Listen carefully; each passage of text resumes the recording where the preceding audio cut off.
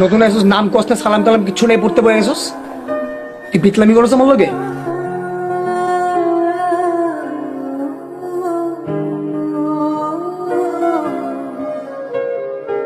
তুই আবার মাছ খাস কেন? অনেক কাটা লাগবো না, আমি করতে দেখ। ডাল আর ওটা একসাথে খাওয়া যাবে না।